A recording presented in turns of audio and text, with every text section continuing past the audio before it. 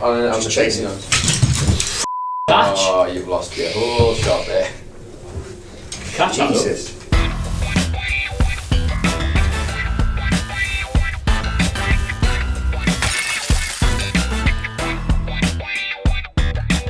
Okay, I think mine's a little bit different because I think most people have gone for singles matches or like big stars or anything like that, but mine is a battle royal of all things. Nice. It's not just any battle royal, it's the one from All In on the pre-show, the Overbudget battle royal. Literally the single best battle royal I've ever seen in my life. I mean, I don't think anything could even come close to it. It had the perfect mix of random legends that you weren't expecting. It had like Billy Gunn, Tommy Dreamer was in it, Bully Ray, the Hurricane was in it, obviously. Hey! And then it had a great mix of all the new guys that they were bringing in, like guys like MJF and things like that. But it was the best booked battle royal ever. Like, it started off, it was on the pre-show, so everyone in that arena, I was there in the arena, which was amazing, and everyone there was just the most excited I've ever felt an audience be ever, because they were all there to like just desperate to enjoy some wrestling and see something different, and it was an exciting time, and everyone had like hopes and dreams of what this could be. And this was just the big banter battle royale that they just threw everyone out there and went like, this is us. This is independence on a huge scale. Everyone had their moment. Everyone had a great little point in it. Marco Stunt did the getting thrown out of the ring like crazy. And it all built down to Flip Gordon revealing himself as the masked luchador guy at the end. The place absolutely went wild for it, since he'd been built for weeks and weeks and weeks and weeks and weeks on All Elite, or literally them just trying to keep him off the show. And it was the biggest pop. He went on to go on and get the match on the main card. But it was just the amount of excitement in the building probably made it that much better. But it was just perfect. Everyone in that match came across looking like they were an absolute star. And for the most part, like they were just little indie nobodies, and this is the biggest show they'd ever done. And they all just came across as being the absolute best. And whoever thought that a battle royal of all things could do that? So that's why I've got that. For me, it's got to be the recent ladder match for the NXT Tag Team Championships at TakeOver 25. Now, granted, there might be a little bit of recency bias here, but to be honest, going into that match, I only really knew a lot about the Undisputed Era. I knew of the Forgotten Sons, I kind of knew about the Street Profits, and obviously only Lorcan and Danny Burch have recognition value, Baldy, but I didn't really know a lot about it, and I think generally even the more knowledgeable NXT colleagues of mine would say it should be all right. But for me, it's one of the best ladder matches I've ever seen, mainly because it just sort of makes sense, i.e. whenever they put a ladder up, they actually bothered to climb it, but also just because it was an amazing match. Kyle O'Reilly sacrificed his body time and time again. I absolutely love Kyle O'Reilly, and yeah, he nearly died for that match. There was the bit with, I think it was only Lorcan and Danny Burch suplexing the Forgotten Sons whilst they had a ladder on their head, which was something I've never seen before. And yeah, the finish was just brilliant. I suppose everyone thought it might be because I'm just so used to main roster booking of WWE, but when Jackson Riker came down and just murdered everyone, I thought, oh, right, here we go. Yeah, Forgotten Sons win the tag titles, job done. And then everyone obviously ganged up on him and just battered a ladder off his back loads. And still I thought, yeah, here we go, Forgotten Sons are going to win. Typical, no one knows what's going to happen here. And then they didn't win. Instead, the Street Profits won, of course. Spearing one of them under the ladder, and then that leapfrog off the ropes onto the ladder. Picture perfect. He chins one of them, he goes, oh bloody hell, I'm going, and then falls off the ladder. Don't need to use footage now, I've basically just recreated it. They win the tag team titles, and that celebration in the crowd with the solo cups. I fell in love with the Street Profits in that match. I really, really enjoyed every single minute. I've sat down and watched it on multiple occasions because I enjoyed it that much. And yeah, I have to admit, post-match, I may have been so happy I went and got a solo cup from my kitchen and recreated the dance in my living room. I've ruined it, haven't I? This is the most obvious one. I think it's probably going to become sort of the watchword for surprisingly good wrestling matches in years to come. But WrestleMania 34, New Orleans, Triple H and Stephanie McMahon versus Kurt Angle and Ronda Rousey was about 1,000,000 times better than it had any right to be whatsoever. Like, the build for it was like corny and laboured and really lame, and we had no idea how Ronda was going to be when she finally got a ring. We didn't even know if Kurt could walk anymore. We know exactly what we're getting from Stephanie McMahon, and it was going to be rubbish, and Triple H would just be there to do his big bike entrance, look at my deltoids, and then that would be it. And then when they stuck it right in the middle of the card, we're like, right, sensible, good booting that, here we go, 10 minutes, just built to a long hot tag where Ronda finally gets in, finally gets her hands on Stephanie, armbar, that's it. And that's fine, that's a great introduction for her. That's like, it just makes sense. It disguises the age of the two men in it and the inexperience of the two women. Fine. And then they did exactly that. They started out with Triple H and Kurt Angle, and they built and they built and they built and they built. Finally got the hot tag, Ronda gets her hands on Stephanie, and then the match continues for 15 minutes afterwards. And somehow, every one of those minutes was better than the last one. I think, Sidgwick, you said it's the most organic WrestleMania moment you've ever seen. Triple H, who doesn't sell for anybody, just gets the referee out of the way. Go on, we'll let the little lass have a go shower. And she just beats the piss out of him. And like, we were watching it, doing the live stream here, like off with seats, like, yeah, get him in the face. It'll be absolutely brilliant. And they did like the almost DIY spot with them both not wanting to tap out. We thought that's going to be the end, and it went on and it went on and it went on. And finally, Ronda tapped Steph, and it was just, I don't think Ronda topped that in her entire time on the main roster. I don't think Triple H has topped that possibly ever in terms of pure enjoyment of a match. Kurt's had a lot of good matches, but Stephanie certainly hasn't. As we said, going in to the rest of the year, Stephanie McMahon had a better match in WWE in 2018 than like Styles, Nakamura, Lesnar, Roman, like most of the top guys on the card. None of them were in a match as entertaining as that was, and it should never have been. It should have been absolutely rank, but it's class.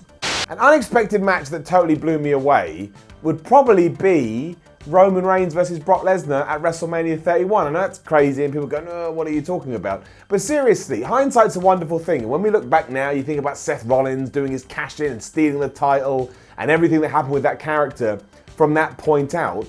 But don't forget, on the Raw before that match, and that whole WrestleMania, no one thought it was going to be any good. Everybody thought the build had sucked and it was going to be one of the weaker WrestleManias we've had. And again, on the Raw beforehand, you had Brock Lesnar and Roman Reigns fighting over that championship like they were playing tug of war, like they were 12 years old.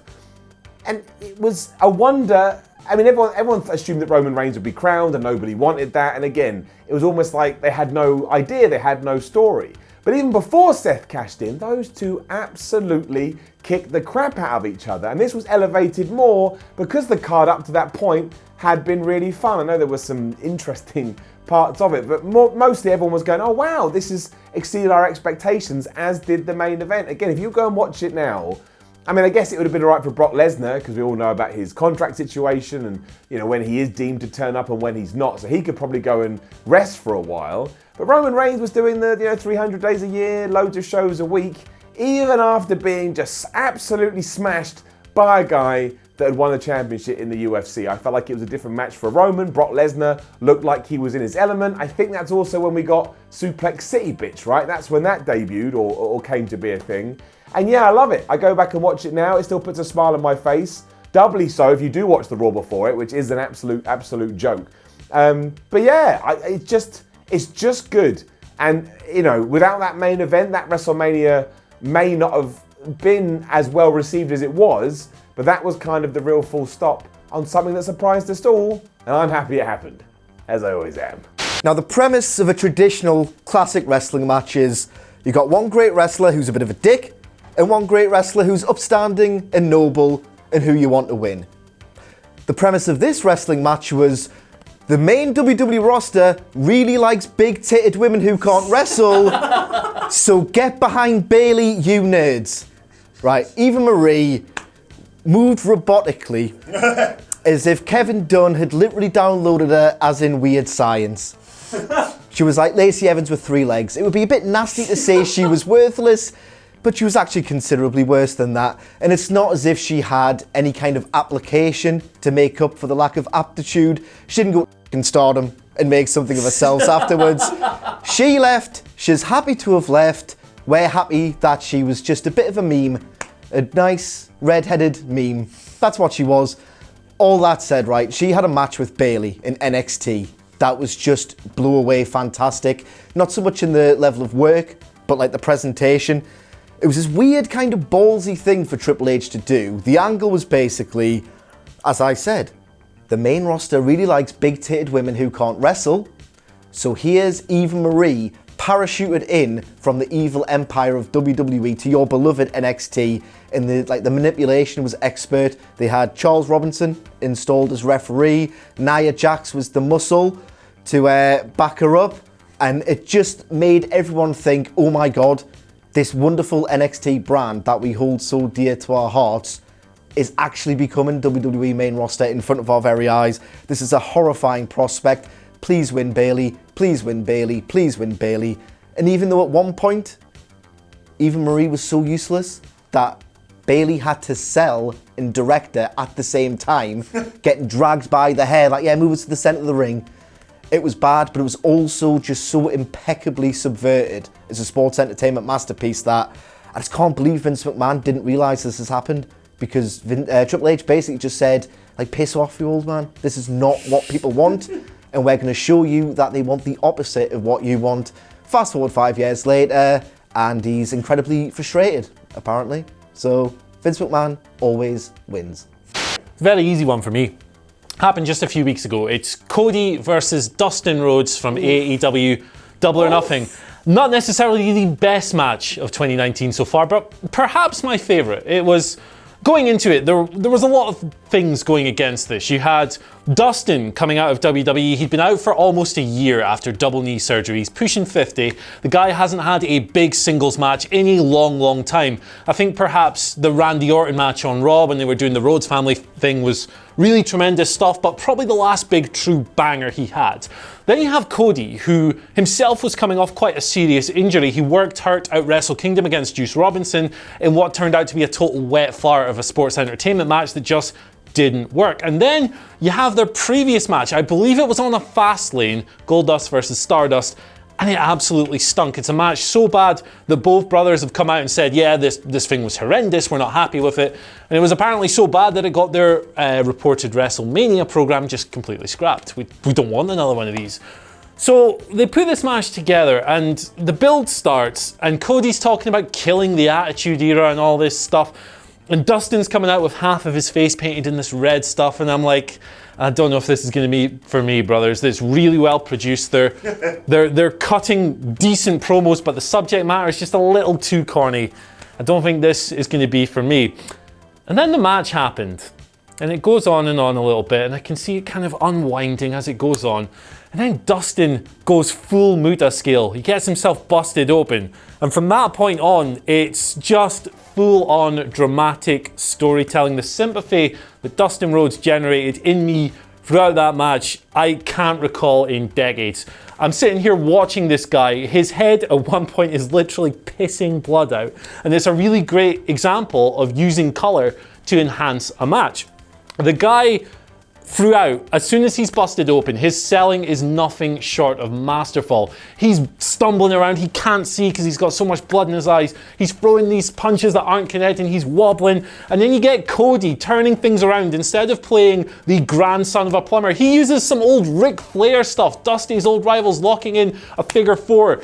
And then Dustin himself, the guy is so good at pacing out his spots and crafting a match together. The Code Red, the Sunset Flip Powerbomb had my wig blown off, and I don't even wear a wig. That's how impactful it was. And by the end, I was just absolutely emotionally spent. I think this is a really good example of resurrecting a timeless style of wrestling. The many issue died out decades ago. It's something that AEW's base are really yearning for, this kind of 80s territorial style big title match with the blood and the guts and the fighting spirit and all this stuff. And it just goes to prove, Dustin Rhodes, every time I mention the guy on this channel, I put him over as one of the most underrated wrestlers of all time. I think the guy is phenomenal, from his old WCW stuff to some of the Goldust work, the aforementioned Randy Orton match, really great stuff. But this might just be the greatest accomplishment of his career after double knee surgery, at that stage, after all those decades in the game, coming out with his little brother and just stealing the show at Double or Nothing. Even the Young Bucks and the Lucha Brothers flippy-doo, skippily-doo-dah match afterwards couldn't compete with this. This is just a beautiful, dramatic wrestling experience. My choice for the totally unexpected match that totally blew me away, totally, is Johnny Gargano and Tommaso Ciampa's first big match we saw them have in WWE in the Cruiserweight Classic. It was twit to woo. It was absolutely mint. But at the time, they were just a tag team, obviously, and they hadn't even really had that much of a shot. They'd been building slowly towards a few wins here and there. I think they just got a victory a little while earlier against the Revival, not like for the title or anything, just to kind of build some steam. And they've obviously put them in this match. They've been given a shot. I've since found out it was Tommaso Ciampa who badgered Triple H to like put him in the tournament to have this match with Gargano, because they knew they'd have a chance to prove obviously what they could do. And at this point, we hadn't seen anything from Ciampa and Gargano like in singles matches, apart from like a couple on NXT, but not against each other, obviously. And just totally blew my effing nut off, because I've never seen. I don't know what I was expecting. I know it was going to be good because they got the chemistry, like the best mates and all that, but they just knocked the piss out of each other for like, it was just under 11 minutes, and it honestly felt like it was on for about like a 30-minute, it was like a Andy Murray 30-minute New Japan belt out, like just tons and tons in that match. They've obviously gone out and said like, look, let's just knock the living daylights out of each other, prove what we can do. And it was amazing. The first time we really saw Ciampa kind of do any heel stuff, like, which we'd not seen. He even says himself, up until that point, he'd just been riding Gargano's like babyface coattails and just doing whatever he was doing and letting him decide the narrative. So then to see him in this match, like, just be an absolute bastard, a vicious monster, which would obviously go on to become the Tommy Ciampa, the greatest sports entertainer of all time / NXT champion that we all know and love, was just, it was mint. That was the beginning. And obviously even Gargano, the beginning of him, he gets beaten, he gets the absolute living daylights beaten out of him for the whole match, and then manages to nick the win at the end and get like this amazing like underdog massive pop. And then to top it all off, you even get at the end of the match, you get the little tease. It's the first time they ever tease possibly Tommaso Ciampa and Gargano breaking up, and the fans were so into this match. At the beginning, you can kind of hear them like, oh, okay, and then by the end, they're just losing their minds. There's like even early on, there's an elbow to the jaw on Gargano from Ciampa. It's, I thought all his teeth had come out. It was one of them where they spit up in the air, but it looks great. He hits him so hard, and it was just like knees, elbows, the lot on the apron, you name it, they did it. No neck stuff though, Andy Murray. Aww. Well, maybe it's a little bit of neck stuff, but not New Japan levels. But yeah, class match. Totally wasn't expecting to be that good. 10 stars, Dave. 10 stars. The absolute best. So at Slamboree 1998, and it was Dean Malenko dressed as the world's toughest pumpkin versus Chris Jericho. I like unexpected excitement.